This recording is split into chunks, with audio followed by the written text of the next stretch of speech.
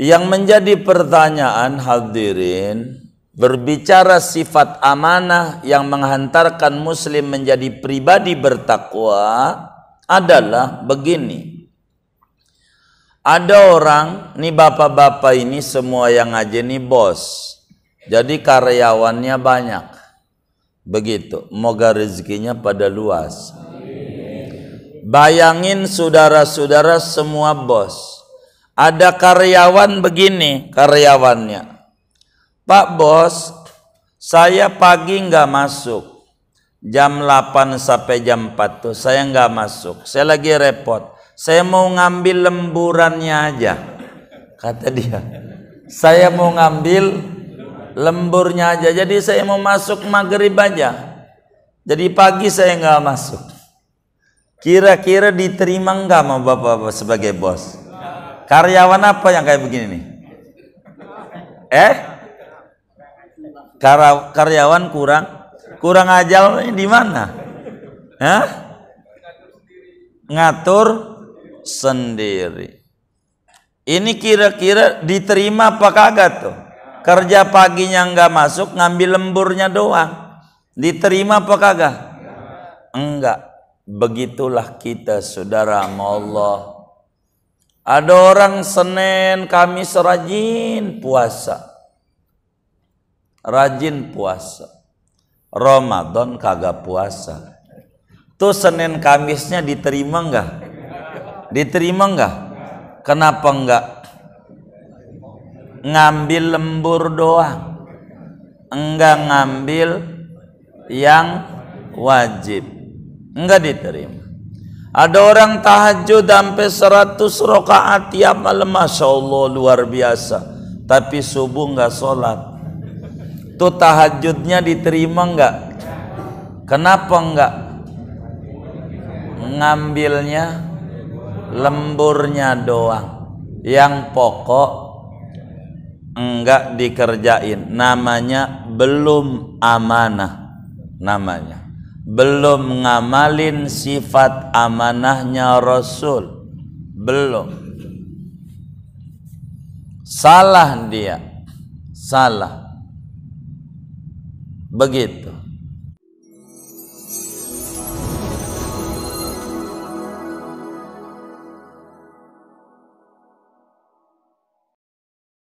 Wabarakatuh. Bismillahirrahmanirrahim.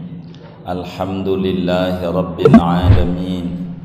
Wassalatu wassalamu ala sayyidina Muhammadin wa ala alihi wa sahbihi ajma'in. Halaman 44 ya bawah ya. Qala al-ulama'u, berkata oleh para alim ulama, fayambaghi 'alal mu'minil muqini 'ala amanatihim an yattaqiyallaha bijtinabil ma'asi zahiran wa batinan. Maka seyogianya 'alal mu'minil muqini, atas orang mukmin yang yakin atas sifat amanahnya para rasul, an yattaqiyallaha, seyogianya oleh bahwa takut ia kepada Allah, bijtinabil ma'asi, dengan menjauhi segala maksiat, zahiran wa batinan, baik maksiat zahir maupun yang batin, wamtisalil awamiri ala qadril istita'ati, dan menjunjung tinggi segala perintah Allah atas kadar kemampuan. Allahumma haqiqna bittaqwa wal istiqamah. Ya Allah, wujudkan pada kami semua dengan ketakwaan dan keistiqomahan. Wa a'idna fid dunya min mujibatin nadamah yaumal qiyamah, dan lindungilah olehmu ya Allah akan kami semua di dunia ini dari segala hal-hal yang menyebabkan penyesalan pada hari kiamat. Ya ahlat taqwa wa ahlal maghfirah wahai Tuhan yang berhak untuk memberikan ketakwaan dan memberikan ampunan. Amin ya rabbal alamin. Bapak, Ibu, saudara-saudara sekalian, malam hari ini kita membahas tentang sifat amanahnya para rasul sebagai pembahasan penutup. Seorang muslim wajib tertanam dalam hati sanubarinya keyakinan yang kuat bahwa rasul itu bersifat amanah, mustahil khianat. Tidak terbayang dalam otak kita bahwa yang namanya rasul bersifat khianat. Enggak ada. Yang ada amanat. Amanat adalah lahiriahnya maupun batiniahnya rasul terjaga betul dari mengerjakan yang makruh apalagi yang haram. Karena itu setelah kita mengkaji bahwa Rasul itu bersifat amanah, bukan saja junjungan kita Sayyiduna Muhammad sallallahu alaihi wasallam, sampailah terus dari awal Rasul Nabi Adam, semuanya inni lakum rasulun amin. Saya ini bagi kalian umat adalah Rasul yang bersifat amanah. Semua, bahkan Nabi kita Muhammad sallallahu alaihi wasallam terkenal dari kecilnya sudah berlaku amanah. Orang-orang kafir Quraisy faham tentang keamanahan Sayyiduna Muhammad sallallahu alaihi wasallam. Lalu keyakinan keimanan pada sifat amanah itu adanya di hati, hadirin. Kita yakin Rasul sifatnya amanah. Keyakinan itu adanya di hati sanubari. Oleh karena hati enggak kelihatan. Lalu mana sirnya, pantulan cahaya keimanan pada sifat amanahnya para Rasul? Apa asrarnya bagi muslim yang percaya Rasul itu sifatnya amanah? Qala al-ulama'u, ulama telah menyampaikan, fayambagi 'alal mu'minil muqini ala amanatihim, orang yang telah yakin di dalam hati sanubarinya bahwa para Rasul alaihimus salatu wassalam semuanya bersifat amanah, tidak pernah mengerjakan yang makruh apalagi yang haram. Sementara kita disuruh mentauladani para rasul, bahkan tegas tentang Rasulullah sallallahu alaihi wasallam, qul in kuntum tuhibbunallaha fattabi'uni yuhibbukumullah, laqad kana lakum fi rasulillahi uswatun hasanah, dan begitu banyak ayat yang lain. Karena itu ketika kita memahami Rasul itu bersifat amanah, yang muncul ama kita kudu takwa ama Allah. Kita kudu menjadi pribadi-pribadi yang bertakwa, yang bukan takwa musiman. Kalau Ramadan kita takwa, habis Ramadan kita lepas lagi baju itu. Bukan. Hendaknya ketakwaan itu menghiasi kita dalam kehidupan sehari-hari sebagai implementasi keyakinan kuat bahwa Rasul itu bersifat amanah. Takwa itu bagaimana? Takwa itu instrumennya dua, hanya dua saja. Yang pertama, menjauhi larangan, menjauhi maksiat. Yang kedua, menjunjung perintah. Dua ini kesatuan yang utuh, tidak boleh terpisah. Artinya ada orang sudah bisa menjauhi maksiat tapi belum menjalankan perintah, tuh orang namanya belum takwa.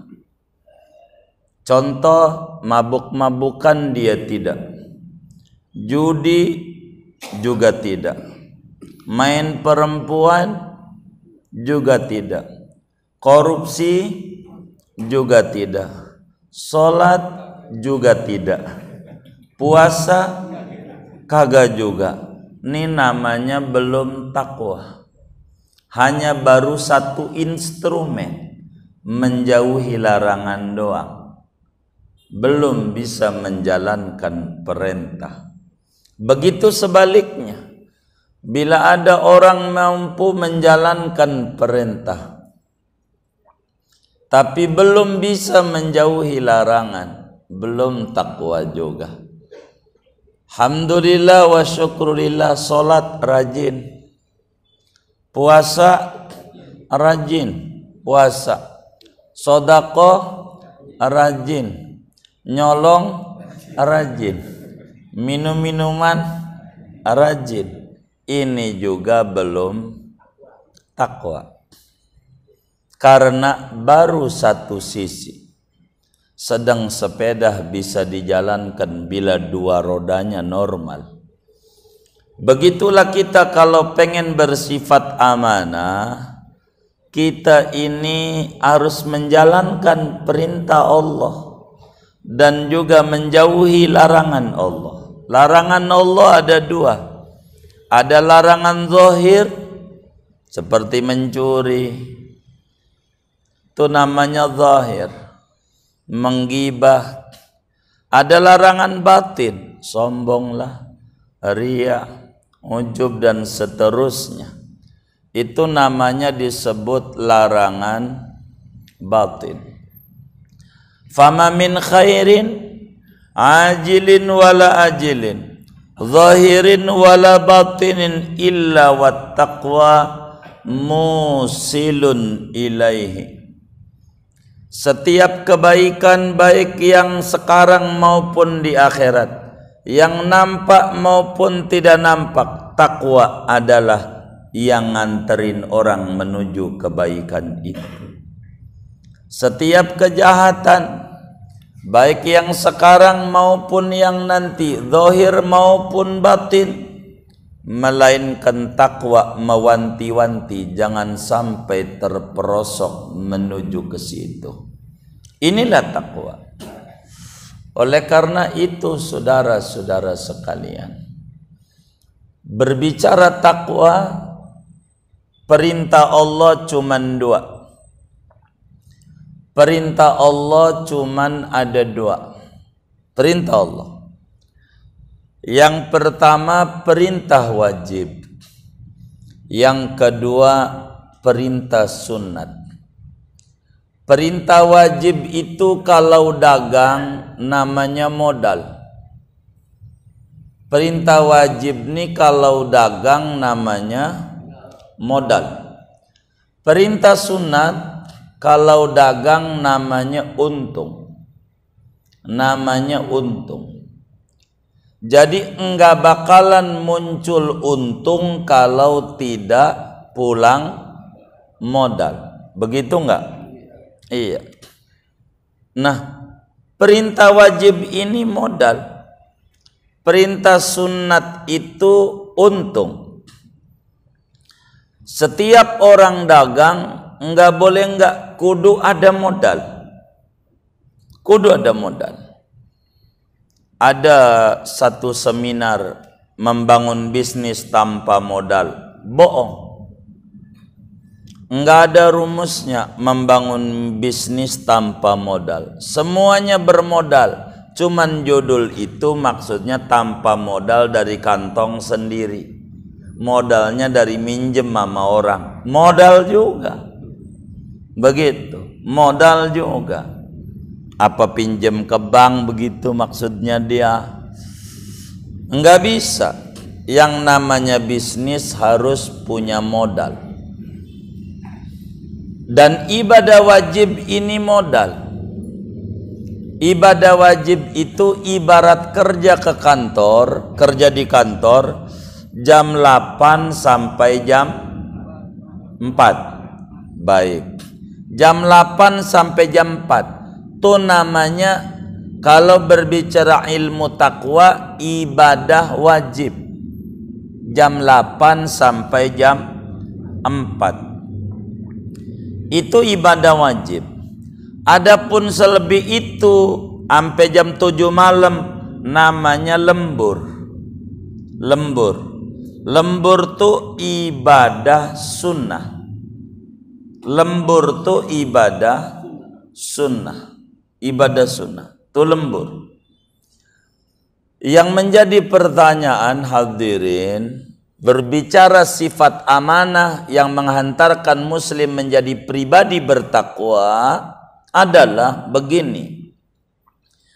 Ada orang, nih bapak-bapak ini semua yang ngaji nih bos. Jadi karyawannya banyak. Begitu, moga rezekinya pada luas. Bayangin saudara-saudara semua bos. Ada karyawan begini, karyawannya. Pak bos, saya pagi nggak masuk. Jam 8 sampai jam 4 tuh saya nggak masuk. Saya lagi repot. Saya mau ngambil lemburannya aja. Kata dia. Saya mau ngambil lemburnya aja. Jadi saya mau masuk maghrib aja. Jadi pagi saya nggak masuk. Kira-kira diterima nggak sama bapak-bapak sebagai bos? Karyawan apa yang kayak begini nih?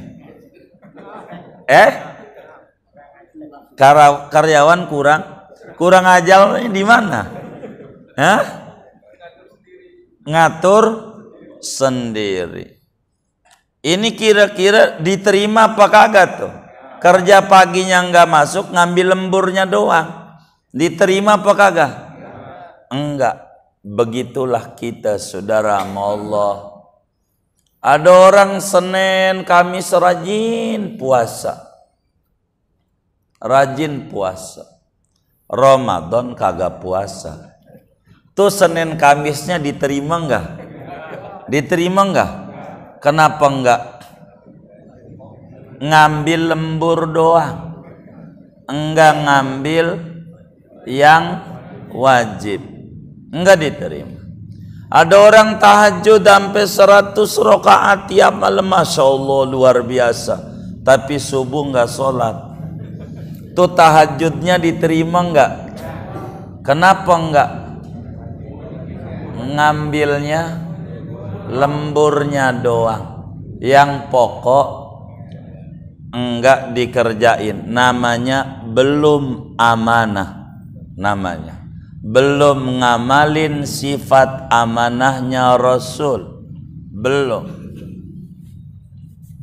Salah dia. Salah. Begitu. Jadi kerjaan wajib sama kerjaan sunat itu berbanding 70. Berbanding 70. Apa tuh 70? Saudara ninggalin puasa Ramadan tahun lalu, enggak puasa sehari. Saudara puasa Senin Kamis 70 hari. Itu kalau benar Senin Kamisnya bagus diterima sama Allah, di akhirat nanti cuman bisa nutup puasa Ramadan sehari. Begitu. Hanya bisa nutup puasa Ramadan 1 hari. Itu begitu. Tapi kalau saudara mengqadha Ramadan tiap hari, Senin Kamisnya qadha Ramadan, maka lunas puasa Ramadan 2 tahun 10 hari. Maka orang yang punya utang puasa Ramadan, puasa Senin Kamis, itu orang bener apa enggak? Ini melotot ada nyawanya apa enggak ya? Kan saya bingung juga ya.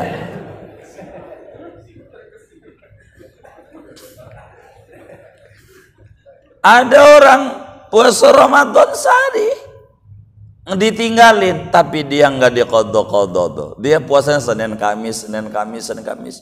Itu 70 hari. Di akhirat nanti nih kalau benar yang diterima, maka bisa nutup Ramadan sehari.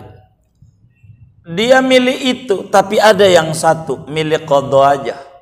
Maka 70 hari telah lunas qadha Ramadan 2 tahun 10 hari. Kan setahun 30 hari ya kan? Ya, bener nggak? Setahun 30 hari, 2 tahun 60, kan lebih 10 masih. Maka bila ngambil pilihan A, sunat aja dah. Yang wajib enggak? Nih menurut saudara, orang pengen bener apa kagak nih? Kagak, enggak bisa wusul sama Allah, enggak bisa. Salah jalan dia. Salah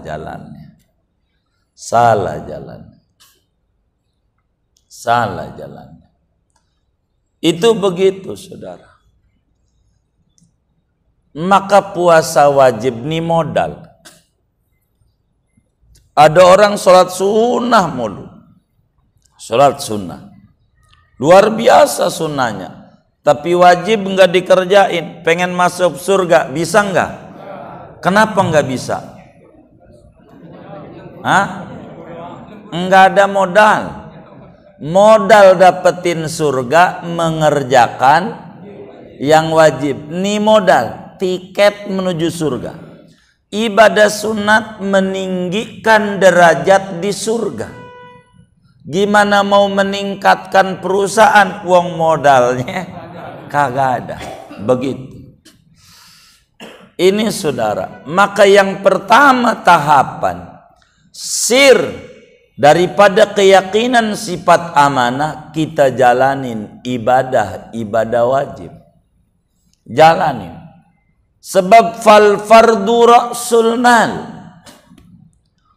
wan naflu ribhu. Salat wajib modal ibarat berdagang. Sedangkan ibadah sunat adalah untung. Maka ora ketemu untung kalau enggak ada modal. Maka tahapan pertama kerjain tuh yang 5 waktu dulu. Kita pengen gembirain Nabi Muhammad. Bagaimana biar Nabi Muhammad gembira sama kita? Yang pertama jalanin perintah wajibnya. Itu dulu. Baru gembira itu Nabi. Jalanin perintah wajibnya. 1. Kalau sudah beres nih perintah wajib, baru perintah yang kedua, perintah Perintah sunnah ini buahnya didemenin Allah. Didemenin oleh Allah. Kenapa demen? Saudara bos semuanya, kan begitu tadi tuh. Karyawannya bilang begini, Pak Bos, biar Sabtu Minggu libur, saya mau tetap pengen masuk Pak Bos. Enggak digaji enggak apa-apa. Yang penting saya mau masuk aja, pengen bantu bos. Enggak wajib sih. Tapi pengen masuk, enggak digaji enggak apa-apa. Begitu. Itu kira-kira kalau saudara jadi bos karyawan begitu, saudara demen apa kagak? Demen banget ya. Allah begitu. Allah. Bila kita udah beres ibadah wajib, ditambah ibadah sunat, ditambah, bukan ditutup, ditambah ibadah sunat, Allah demen. Begini saudara, supaya jelas. Berbicara kajian sifat amanah. Jadi saudara jadi bos, saya mau sebut contoh dagangnya. Atau saya rubah dulu dah. Enggak bos, biar gampang jawabnya. Ada orang dagang jeruk. Saudara ini semuanya pada pengen beli jeruk. Begitu. Beli jeruk. Kan ini kecamatannya Kebon Jeruk ya kan? Iya, kebun jeruk. Kebun yang gak ada jeruknya. Jadi saudara pengen beli jeruk, ada yang dagang, ditanya oleh saudara semuanya, "Bang, saya mau beli jeruk, berapa sekilonya?" Kata dia 10.000. Baik, saya beli 5 kilo. 5 kilo. Jadi saudara beli jeruk 5 kilo semuanya. 5 kilo, 5 kilo. Ditimbanglah oleh pedagang jeruk. Dimasukin di kantong kresek hitam. Masuk. Ditimbang. Ketika ditimbang adanya 6 kilo. Dikurangin. Dicabut jeruknya. Ternyata ada 5 kilo setengah. Diambil lagi uang lebih. Kan belinya 5 kilo. Masih lebih 5 kilo 2 on. Diambil lagi. Kurang 5 kilo kurang 3 on. Tukar lagi 5 kilo lebih 3 on. Tukar lagi kurang 5 kilo kurang 2 on. Tukar sampai tengah jam. Udah tengah jam baru ketemu 5 kilo lempeng banget. Pas setengah jam, saudara liatin terus tuh yang dagang jeruk tuh. Ambil kurang, diambil lebih, tukar lagi, kurang, tukar lagi, cari yang 5 kilo. Saudara liatin tuh yang pedagang jeruk kayak begitu tuh. Saudara demen gak melihat orang dagang jeruk kayak begitu tuh? Hah? Demen. Namanya pedagang apa namanya? Pelit. Kenapa pelit? Perhitungan. Jadi yang model kayak begitu tuh dagang, saudara termasuk demen apa gedek? Hah? Demen apa gedek? Gedeknya kenapa? Perhitungan. Allah begitu sama kita. Allah nyuruh sehari semalam 17 rakaat. Ada hamba perhitungan, enggak mau qobliyah, enggak mau ba'diyah. Kan yang wajib segini doang 5 kilo. Begitu yang wajib. Enggak mau tuh dilebihin sama qobliyah. Dia kagak tahu tuh apakah jeruk dia busuk apa kagak. Salat yang wajibnya ada yang kurang apa kagak. Dia kagak pikirin. Yang penting 5 waktu aja. Enggak ditambah sama qobliyah, enggak ditambah sama ba'diyah. Allah sama hamba model begitu tuh gedek banget. Hamba perhitungan. Namanya hamba perhitungan. Sholat pas bandrol mulu. Dari kecil sampai umur udah tua. Enggak mau lebih sama qobliyah, enggak mau lebih sama ba'diyah. Duha tahu doang enggak ngerjain. Witir tahu doang, untung ada Ramadan, itu ada witir. Begitu. Kalau kagak. Ada enggak model hamba kayak begitu tuh? Ada enggak? Hah? Enggak ada. Alhamdulillah. Ada? Enggak ada. Tuh Allah gedek sama hamba model kayak begitu. Perhitungan sama Tuhan. Begitu. Bila saudara gedek, Allah gedek. Saya mau kasih contoh aja jeruk-jeruk tuh, biar gampang memahami agama. Begitu. Begitulah Tuhan. Perintah Allah ini ada yang wajib, ada yang sunnah. Yang wajib kerjain. Yang wajib kerjain dulu. Ngaji wajib. Kadang diajak ngaji susah. Tapi kalau tahlilan aja, wah nih. Apalagi malam 7. Ada nggak model begitu tuh? Nggak ada, alhamdulillah. Nggak ada, alhamdulillah. Itu begitu. Yang wajib dulu. Yang wajib. Duduk di majelis ilmu sekali, duduk di majelis zikir kayak tahlilan 70 kali, masih gedean sekali. Di majelis taklim ganjaran. Kalau mau nyari ganjaran. Adapun kalau mau nyari besek kagak ketemu di majelis. Tahu besek enggak? Iya, enggak ada dia. Nggak ada. Adanya di situ. Adanya. Saudara-saudara sekalian, maka sifat amanah mendidik kita untuk menjadi pribadi yang bertakwa. Pribadi yang bertakwa, dan takwa ini pintu menuju kebahagiaan sejati. Takwa ini penting. Kita dididik dengan ngaji sifat amanah ini, kita harus menjauhi maksiat. Rasulullah sallallahu alaihi wa alihi wasallam dalam satu hadisnya yang sahih, kata Nabi, "Ma nahaitukum anhu fajtanibuh wa ma amartukum bi syai'in fa'tu minhu mastata'tu." Apa yang aku larang Anda daripada kemaksiatan baik zahir maupun batin, Anda harus jauhi sejauh-jauhnya. Dan apa yang aku suruh, aku perintahkan, Anda kerjakan, jangan memaksakan diri, semampunya. Masih kuat diri, sholat diri. Enggak kuat kaki kita payah, duduk. Enggak kuat duduk, berbaring, miring. Enggak kuat miring, terlentang. Terlentang matanya merem aja, sholatin. Ya kalau udah merem mau ngapain? Enggak ada lagi.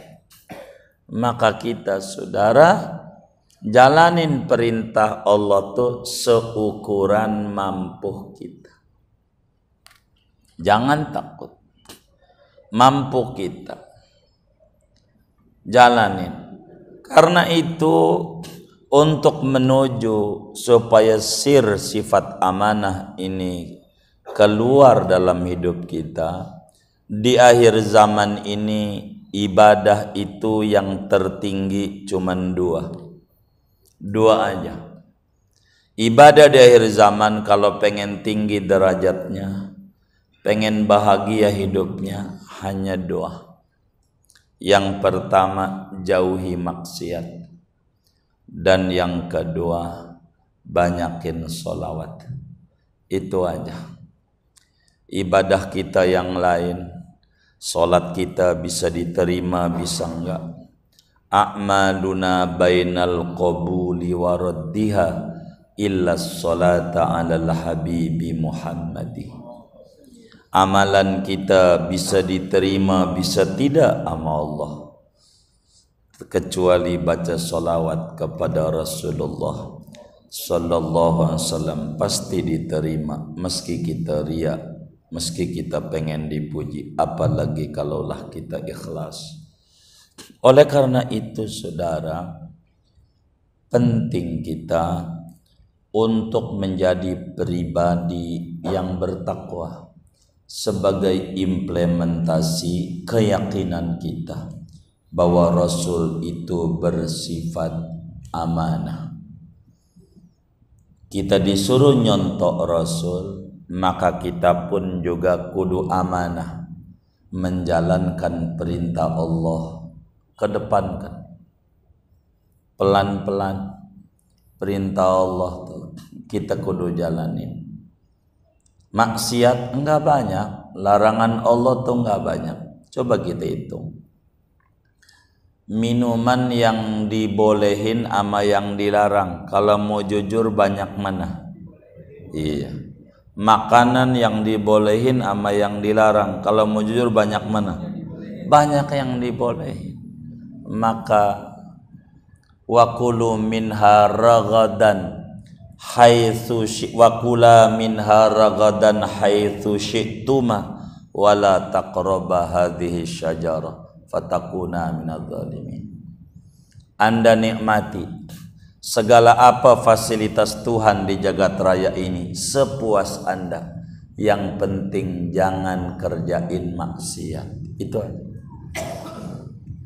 nikmati semuanya, boleh. Yang penting jangan maksiat. Ibadah pas-pasan wajib enggak apa-apa. Sahabat nanya sama Kanjeng Rasul sallallahu alaihi wasallam, Nabi, bagaimana kalau saya sholat 5 waktu saya jaga, Ramadan saya puasa, zakat saya kerjakan, zakat fitrah, begitu. Haji kalau saya mampu saya kerjakan, apakah saya masuk surga? Ya, tiket menuju surga, kerjain ibadah wajib. Itu tiket. Maka ini yang paling penting bagi kita, saudara. Kerjakan ibadah wajib terlebih dahulu.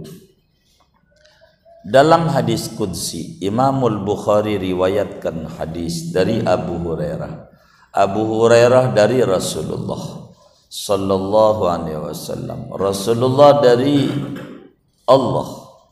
Allah sampaikan, ma taqarraba ilayyal mutaqarribuna bi afdala mimma aftaradtuhu alaihim.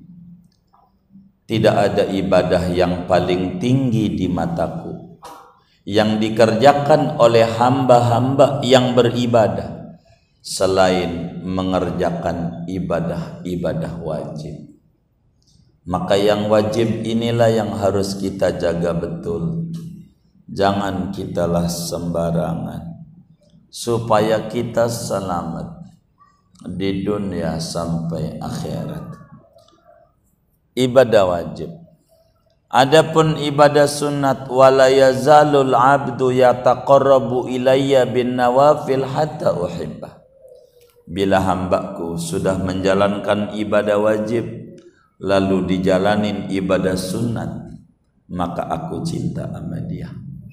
Maka ibadah sunat mendatangkan kecintaan Allah. Karena ini hamba tidak sebatas yang wajib saja, ditambah yang sunnah-sunnah. Kenapa ditambah yang sunnah? Kalau ibarat jeruk beli 5 kilo dilebihin jadi 5,5 kilo, maka ketika ada jeruk itu asam, maka akan dimaklumi. Maklumin aja pedagangnya baik, diimbuhin, anget namanya ya, anget dia diimbuhin. Tapi ini asam, dia kan enggak nyicipin, mungkin yang dicicipin manis, itu dimaklumi. Gara-gara sesudah ibadah wajib ditambah ibadah sunat sebagai bentuk implementasi kita meyakini Rasul bersifat amanah. Maka di dalam Ratibul Haddad ada doa, Allahumma hidna bin taqwa wal istiqamah.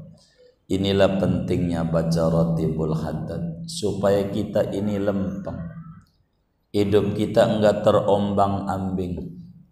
Lebih-lebih ini namanya zaman akhir. Zaman akhir ini zaman memusingkan, disebut zamanut tadzabdzub. Zaman akhir itu disebut zaman rada-rada. Dikata waras rada-rada, dikata rada-rada waras. Itu zaman akhir. Kalaulah zaman dahulu orang habis makan cuci tangan, zaman akhir mangan ora cuci tangan mulu cuci tangan. Ada nggak yang kayak begitu tuh? Nggak ada, alhamdulillah. Emang zaman akhir. Bingung. Kalaulah zaman dahulu kala ibadah fardu ain ama fardu kifayah, tinggian mana fardu ain sama fardu kifayah? Fardu ain. Salat zuhur kategorinya fardu ain, fardu kifayah. Ain. Kalau salat jenazah fardu kifayah. Jadi fardu ain sama fardu kifayah tinggian salah. Menurut orang belakangan tinggian fardu kifayah. Tandanya nih orang belakangan nih. Waktu sholat zuhur dia renggang. Habis salam zuhur jenazah rapet. Ada nggak model begitu tuh? Itu namanya tinggian fardu kifayah kalau begitu. Lah masjidnya sama saudara. Masjidnya sama itu juga. Waktu sholat zuhur renggang. Sebab waktu sholat zuhur nih corona ada. Habis sholat zuhur salam ada jenazah. Sholat jenazah waktu jenazah corona enggak ada. Ini rada-rada ada yang kayak begitu.